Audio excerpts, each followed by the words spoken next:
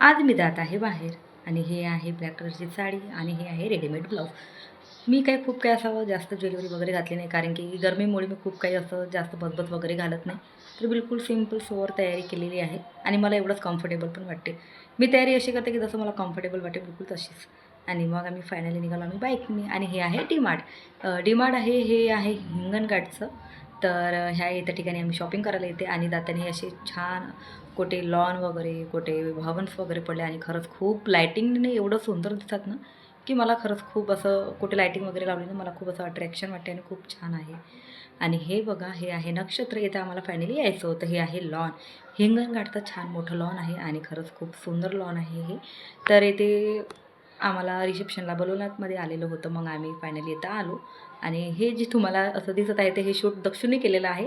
तर मी म्हटलं आणि मला खूप छान वाटलं म्हणून मी याच्यामध्ये ॲड पण केलेलं आहे. तर आम्ही फायनली इथं आलो आहोत.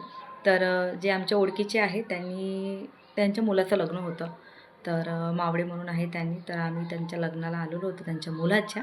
तर आणि हे असे लायटिंग्स हे आणि खरंच खूप ओसम होतं आणि खूप सुंदर होतं आणि डेकोरेशन तर फार प्रचंड सुंदर होतं आणि एवढं सायलेंट होतं आणि खरंच रिच लोकांचं काम थोडं वेगळंच काही राहते आणि बिलकुल सायलेंट. आणि सेल्फीचं सुद्धा खूप सुंदर होतं डेकोरेट आणि असे लायटिंग्स वगैरे आणि खरंच खूप सुंदर लॉन आहे हे.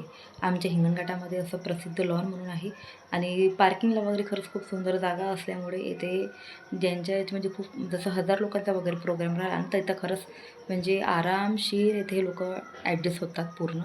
आणि मग आम्ही जे नवरदेव नवरी होते त्यांना कॉंग्रॅच्युलेशन्स करून आम्ही निघालो आणि दहीवड्यापासून मी स्टार्ट केलं खाणं आणि आईस्क्रीमवर मी ते एंड केलं आणि जेवण वगैरे झालं होतं माझं आणि शेवट मी आईस्क्रीम घेतलेली होती.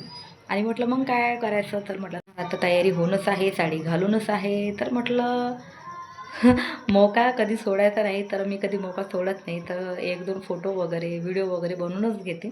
तर मी असा व्हिडिओ वगैरे बनवून घेतला आणि सचिनसोबत पण छान फोटो वगैरे क्लिक केले आणि अशी मजा झाली आणि खरंच खूप छान वाटलं रिसेप्शनला येऊन यांच्या. आणि हा माझा छोटा मुलगा.